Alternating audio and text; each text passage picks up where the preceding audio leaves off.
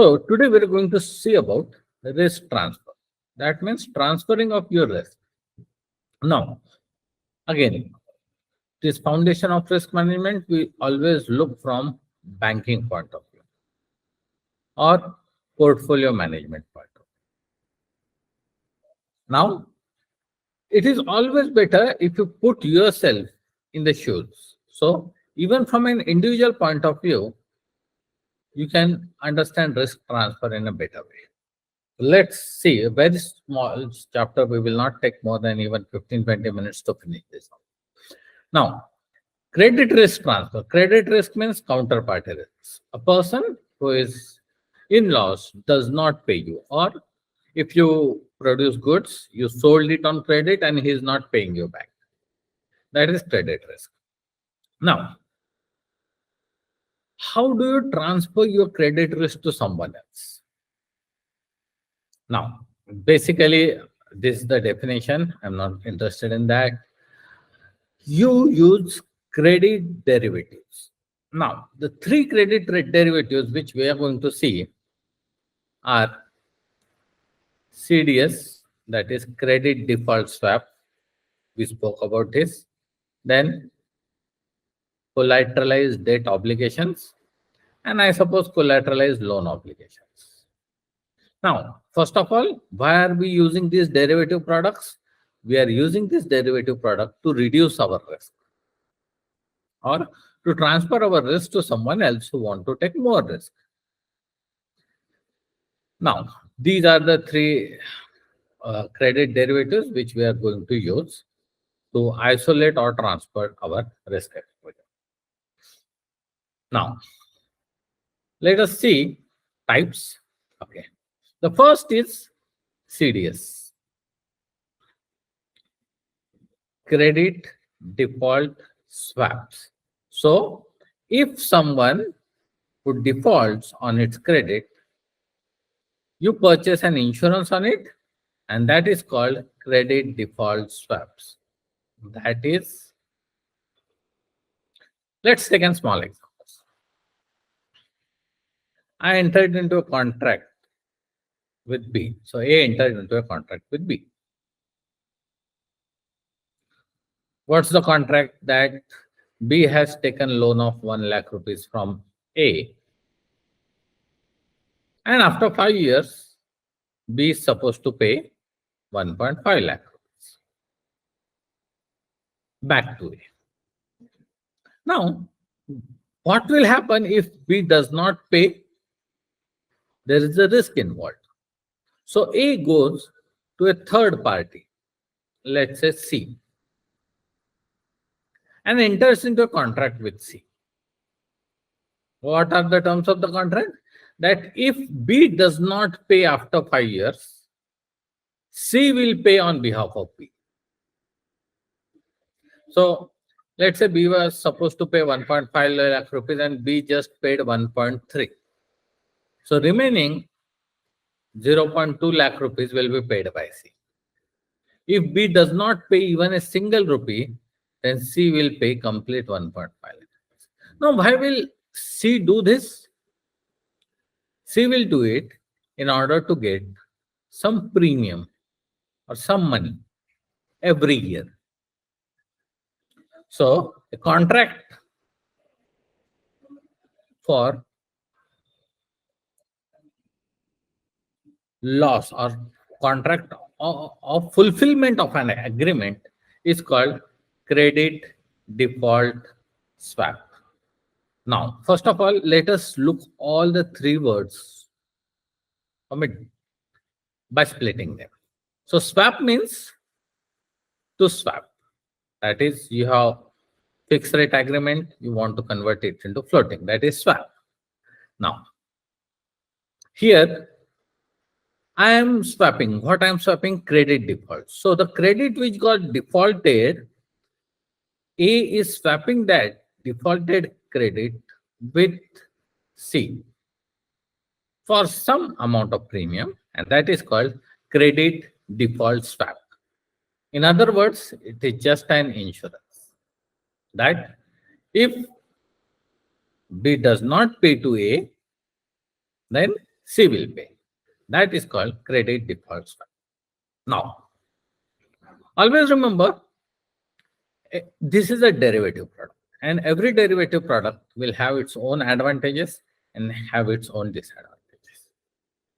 Now, when you have products like credit default swaps, banks tend to fund more riskier opportunities. And that's what happened during 2008 subprime crisis. So there were prime customers and there were subprime customers. The subprime customers are those customers whose credit score was not good at all. Still, they give loan to their subprime customers. Why? Because they knew they had CDS. And CDS will take care of loss. Now, CDS seller, insurance seller, create a stream of payment that can be significant source of cash flow. So, selling an insurance can be really profitable when the economy is doing pretty well. And that's what happened with most of the CDS seller during 2007-8. All Europe they went and they tried purchasing CDS, or they're trying selling CDS and purchasing the risky asset. Now, third one is risk price discovery. CDS enables price discovery of specific credit risk. Now, what is that? Let us understand this. Now, there are two companies, company A and company B. The premium for company A of CDS is 1%, and the premium of company B is, let's say, 4%. What does this premium tells us? It tells us how risky is the company A and how risky is company B. So, if you have lower CDS spread, then you have lower risk.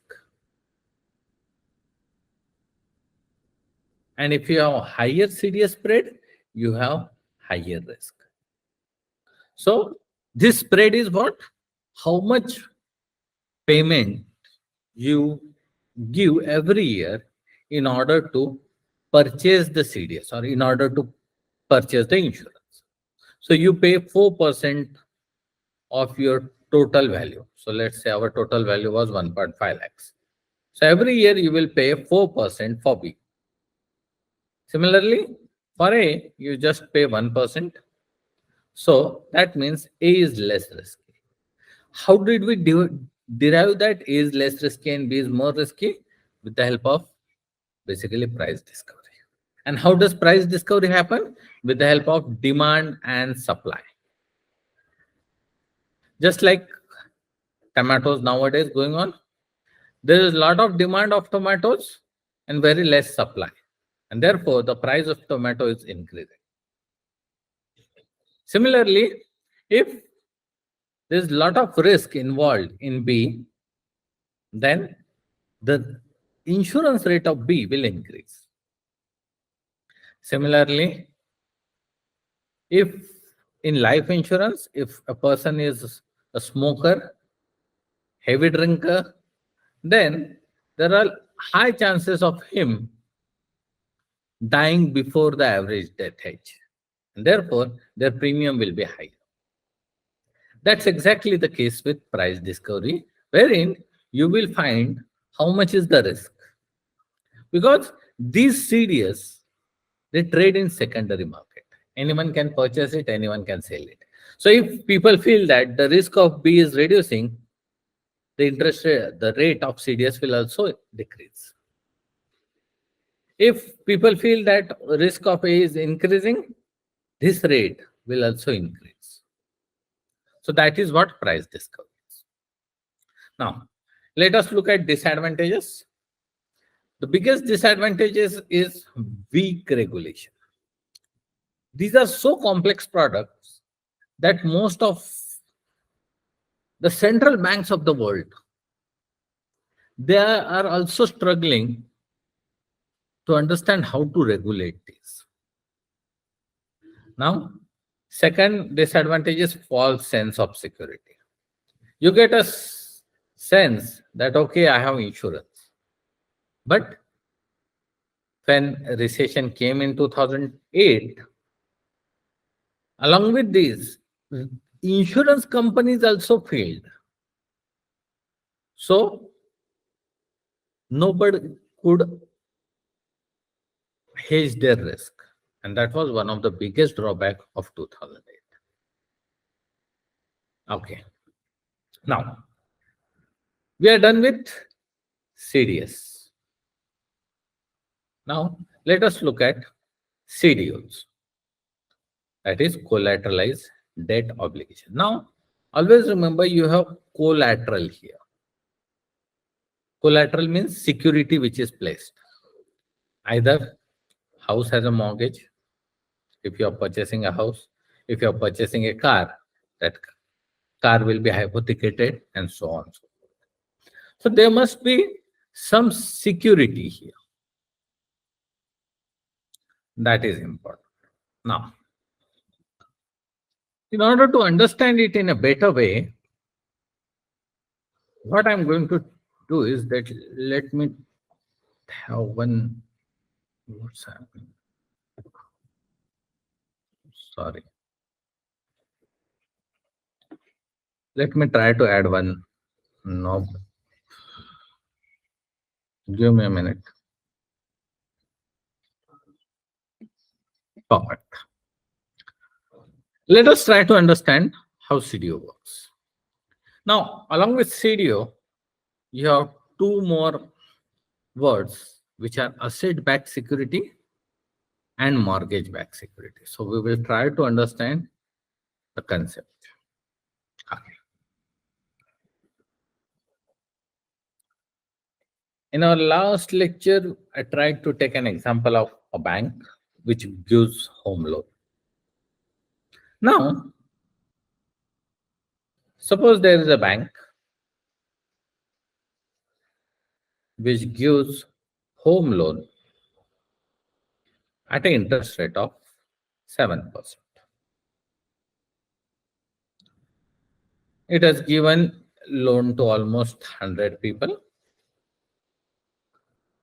Now, what this bank do is bank converts its home loan into collateralized debt obligation. Now, how does it convert? Let us see. Now, let's say bank has given a loan of 1 CR to one person.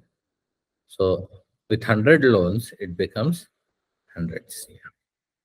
Now, there is a risk that out of these 100 people, few of them will not be able to pay or repay. So, they will convert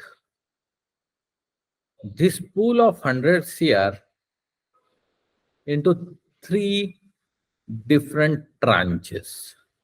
Now, tranches are nothing but parts. Now, I call it, or generally people call it, the three tranches as equity tranche, mezzanine tranche, and superior tranche. Mezzanine tranche is also called as subordinate tranche, but that's not important. So let us try to bifurcate this 100 into these three tranches. So let us say 20 CR here, 40 CR here, and another 40 CR here. Now, the equity tranche, let's say, will get 8%. Mezzanine tranche will, let's say, get 5%. And the senior tranche will just get 3%. But why? Let us understand this. Now, this out of this 100 CR, if someone default, let's say 1 CR. He did not pay 1 CR at all. So that 1 CR is loss. That loss of 1 CR will first go to the equity tranche, and this 20 CR will now become just 19 CR.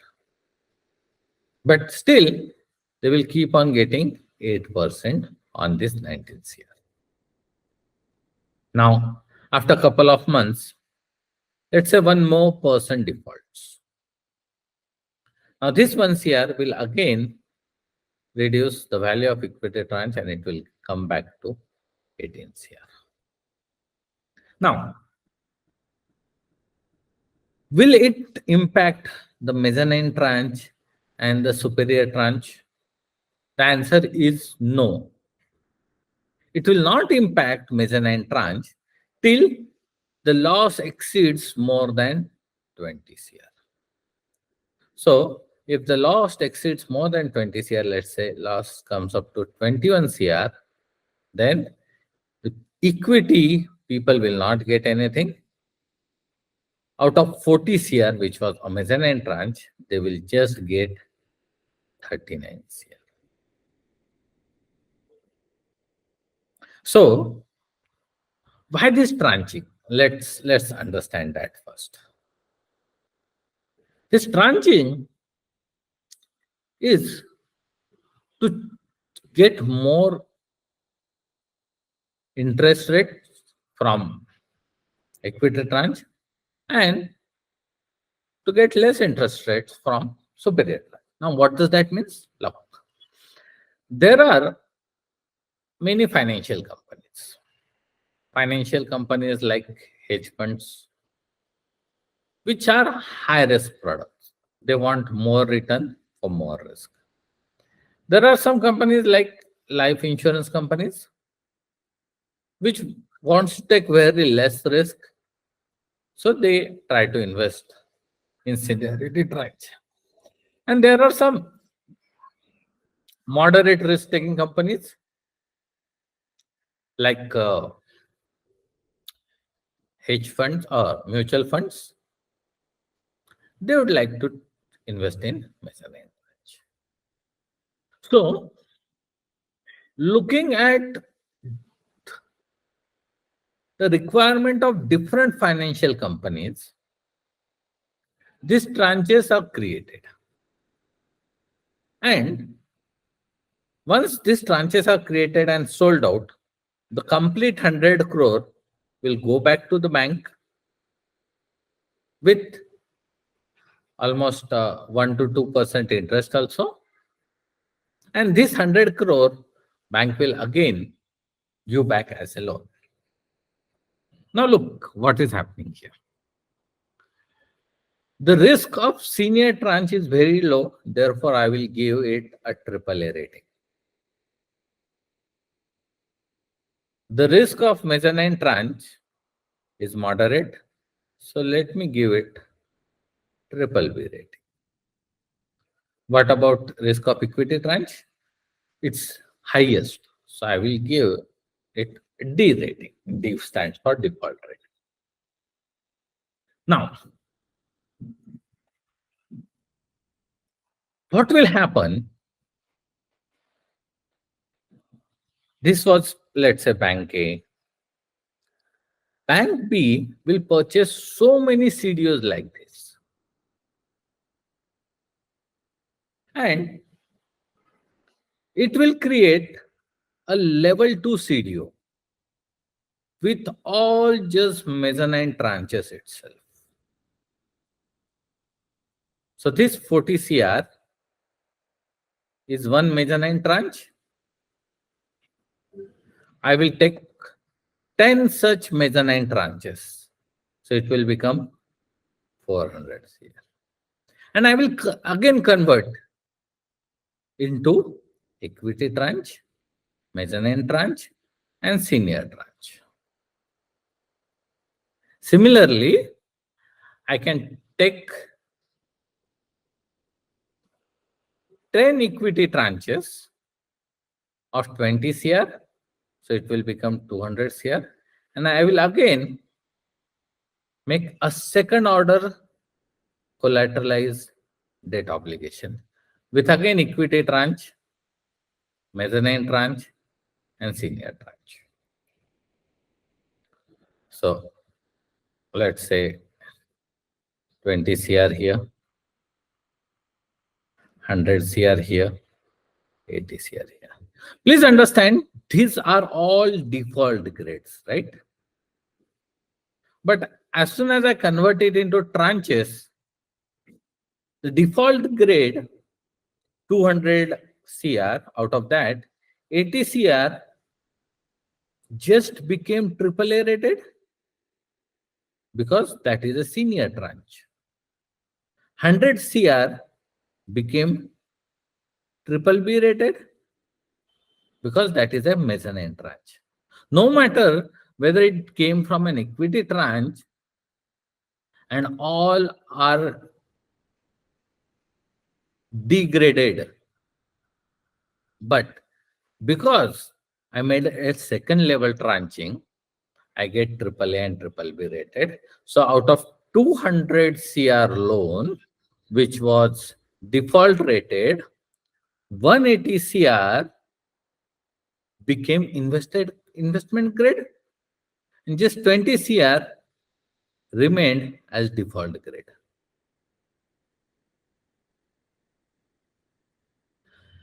And therefore, collateralized debt obligation is again one of the most or biggest culprit of 2008 subprime crisis, because all the defaults came here and from that it came here. So equity tranche was wiped out, mezzanine was also wiped out, and to the surprise of many, senior tranche was also 50% wiped out.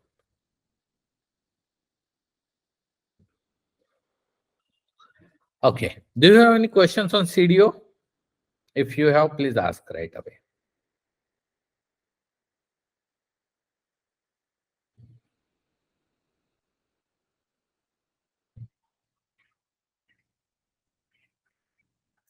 Perfect.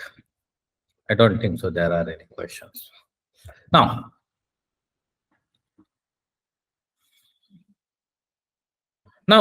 CDOs can be formed of mortgages, auto loans, and credit card loans. Now, we have seen about tranches also. Okay.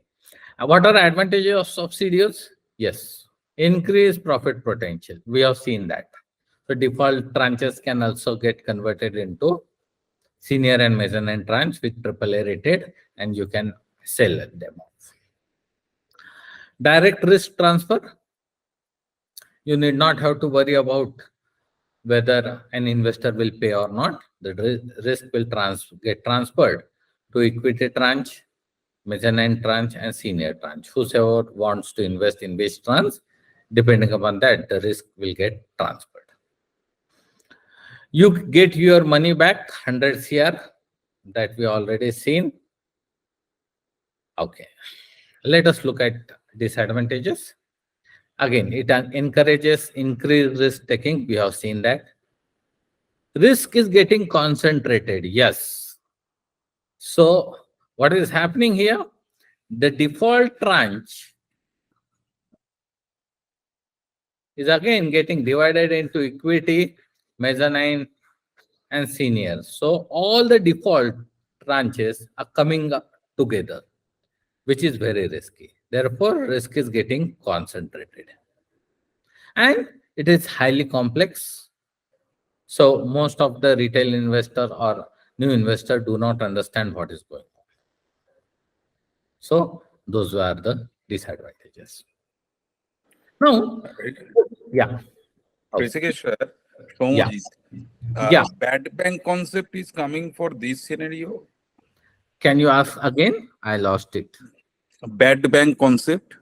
Bad. That is, bad bank concept. That bank, those taken the default account from their book and after that, they have also categorized their risk. Uh, okay, I'm not very sure about bad back concept. Is it okay if we discuss that in next, what you say, next Saturday maybe? Because I'm not very sure about it. I should not speak on something which I'm not good at. Okay, sir. Okay. Yeah, sorry about that, but I will come to you back with bad bank concept. I'm not sure about it. Let us look at types of credit derivative. Oh, the third type is collateralized loan obligation, CLO. Now, it is similar as CDO. Only the thing is, in collateralized loan obligation, banks do not do second order, third order obligation, just what we have seen in equity tranche of collateralized debt obligation. So in collateralized loan obligation, it is similar as CDO, only the difference is they have rigorous underwriting process. Now, what is underwriting process? A process which decides or in which bank decides whether to give loan to this person or not. So when there is a rigorous underlying underwriting process, you have seen that they did not default in 2008 crisis. But where there was no rigorous underwriting process, their default were much higher. And CLOs only consist of bank loans and not housing loans. Now, CLOs has lower default rate as compared to CDOs, and even though they are involved in bundling and repackaging of bank loans, second order is not possible. Second order repackaging of structured product was not happening with CLOs, and therefore it has lower default rate than CDOs. So we have seen three derivative products for credit risks. First is credit default swap, which is nothing but an insurance. Second is collateralized debt obligation, which is nothing but tranching. And the third one is collateralized loan obligation, which is tranching done by bank with no second order tranching. In CDOs, majorly you will find three things: housing loan, you will find credit card, and you will find auto loan. Okay, so these three things are done. Now, let us look at traditional approaches to mitigate. Mitigate means reduce the credit risk. First is purchase of third-party insurance. We all know what this is. Exposure netting, yes. Now look, what happens?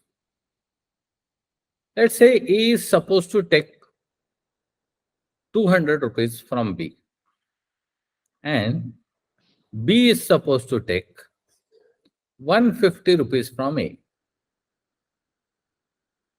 Now,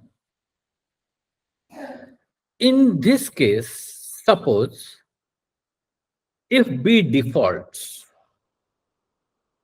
what will happen? A will have to pay 150 rupees to B, and A will have to forgo this 200 rupees also. So the total loss to A came out to be 350 rupees. Now, please understand this.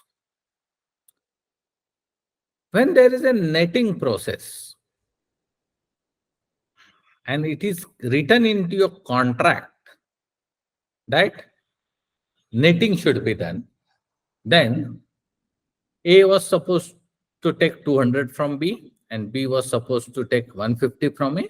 Net, if you see net, net is just 50 rupees. And after netting, the total risk for A will just be rupees 50. But if there is no netting, the total risk will be of 350. So exposure netting means in one contract, I was in profit by 100. In another contract with the same party, I am in loss by 70. So effectively, I will get just rupees 30 from the party because there is a netting process available, and which is called as netting. Okay. Mark to market. Weekly, daily, monthly, yearly, or custom. So in Indian market, in Indian exchange traded market, in derivatives, you will find you have mark to market daily. What does that means? Whatever will be the profit and loss daily will be transferred to your trading account. And for that, you need to keep margin also. Now let us understand how it works.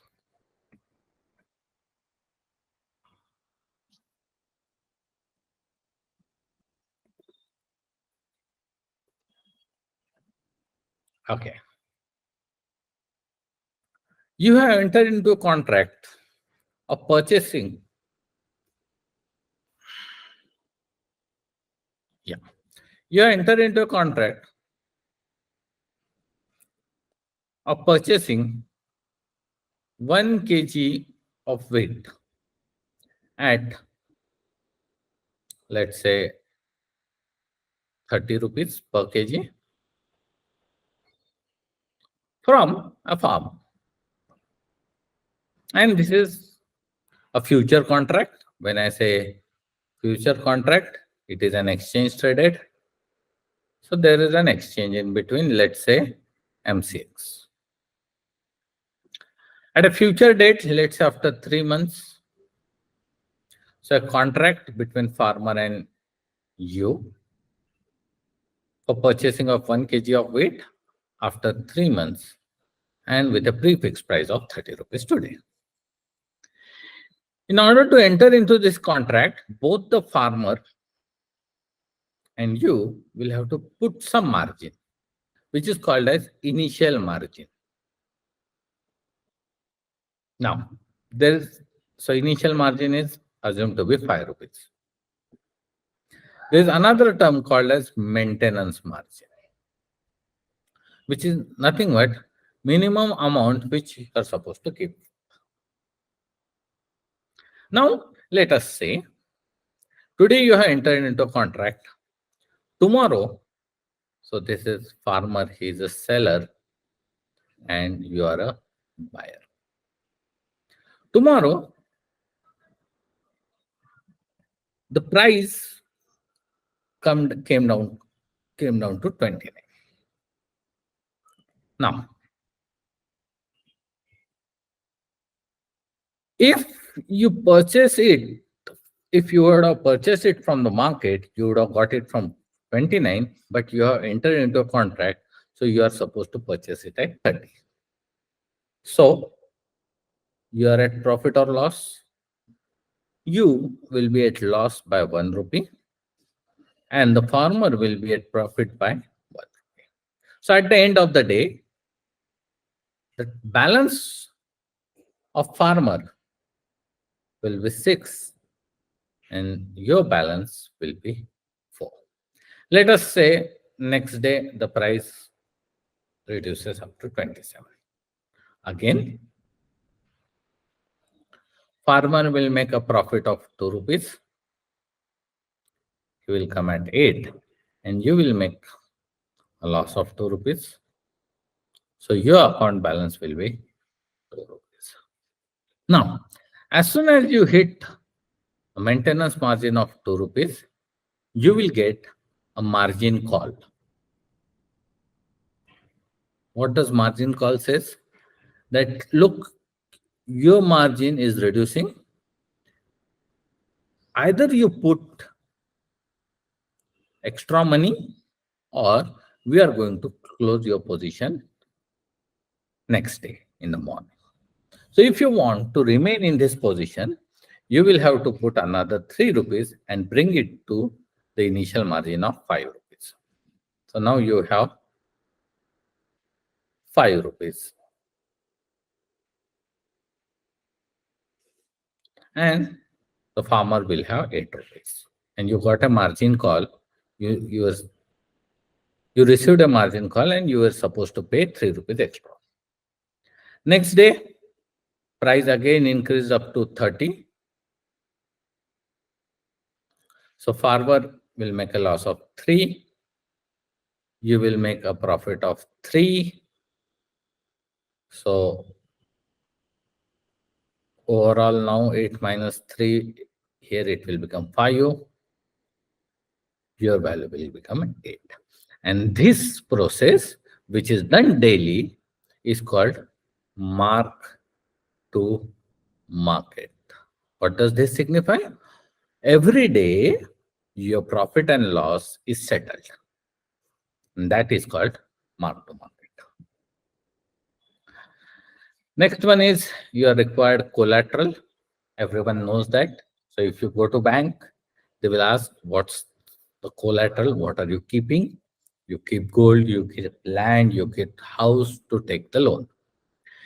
Now, you have termination clause. These clauses are generally for corporates. So, it says that if the profitability goes below 5%,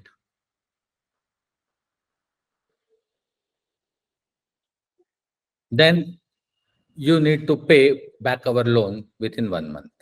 Or if your credit rating goes below B, then you need to pay back our loan. So that is termination clause. Now, then you have reassignment. Okay, what does reassignment means? If the credit rating goes below B, automatically this loan will get sold to some other person called C, and he will pay money to A. Assume A has already given loan. A has given loan to B, and the credit rating of B, it came below a certain threshold.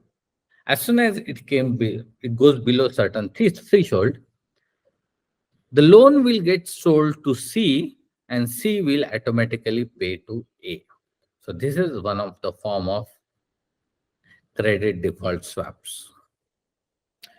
Next is syndication. Syndication is nothing but you do not alone give loan, but let's say 5-6 banks come together and they give loan, so that effectively the risk is diversified. Now these are the risk mitigation techniques. Very simple. Okay, we already discussed 2007 to 9 financial crisis. It happened because of CDS. It happened because of CDO. Always remember, CDS is nothing but insurance. CDO is nothing but tranching. And misuse and abuse of credit risk transfer tool contributed to the severity of the crisis. We have already seen that in our last lecture, so I'm not going to repeat what happened in 2007 and 9. Regulatory changes, yes. This act is very important. This act came in 2010. We have seen this act also, which has many prominent rules. One of the rules speaks about the use of derivatives and off-balance sheet items. So, if you are using derivatives and off-balance sheet items, then your banking arm and your trading arm They should be different. Plus, all the derivatives items which are there in your balance sheet should be explicitly mentioned in the balance sheet. That are a few of the rules of Dodd-Frank Wall Street reforms. Yes. Now, you have special purpose vehicle. What are special purpose vehicle? These are nothing but companies which are nothing but subsidiaries. Is a big company. So let's say HDFC Bank has given a housing loan. It's okay. Yeah. Now,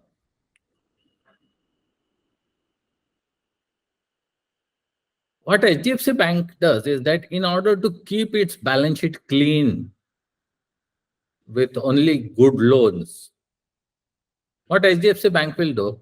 HDFC Bank will start a new 100% owned subsidiary and transfer all doubtful debt to this subsidiary, and let's say it will call it as HDFC Housing Bank Private Limited. I'm just giving an example. So what will happen? The balance sheet of HDFC Bank will look clean and nobody care about the balance sheet of subsidiary. Now this subsidiary is called special purpose vehicle. And they will advertise it as this subsidiary will only give loan and will only give housing loan. So basically what is happening is that special purpose vehicle are nothing but the subsidiaries of main companies wherein all doubtful debts are thrown so that the balance sheet of banks looks clean. Now, again, these are off balance sheet entities. Securitization. Securitization is nothing but tranching. We have seen that. Tranching, which is nothing but repackaging loan into structured products. Special purpose vehicle are nothing but off balance sheet entities, which are just subsidiaries. So special purpose vehicle, they borrow fund to purchase loan and they create structured loan product, which is nothing but collateralized debt obligations.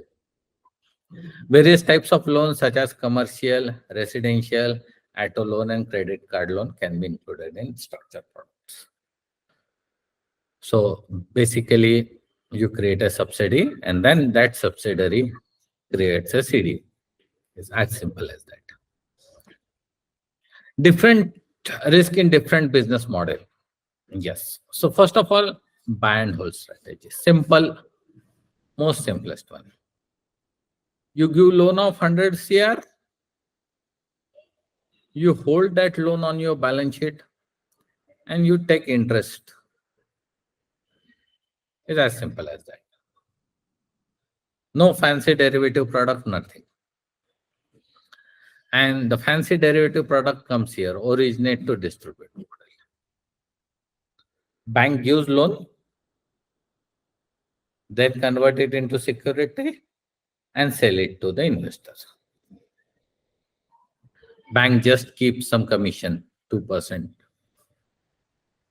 In originate to distribute, OTD model, bank do not retain credit risk, but it just receives fee. Now what happens in originate to distribute model? Banks tend to work with high loan volume. And how can they give high loan volume? In order to give high loan volume, they will try to give loan to subprime people also. Wherein in buy and hold model, banks generally prefer on high quality loan. But in originate to distribute model, they work on high loan volume and not on quality of the loan. That's the difference between buy and hold and originate to distribute. Now, in securitized product, risk is dependent on loan quality, underlying standard, and market conditions. And the misuse of business model can lead to increased risk-taking behavior. That's what exactly happened in 2007, and potential vulnerabilities in the financial systems. So in this slide, only remember two things: buy and hold strategy and originate to distribute. In originate to distribute, you have higher risk because your motivation is high loan volume. And in buy and hold module, your motivation is high quality loans.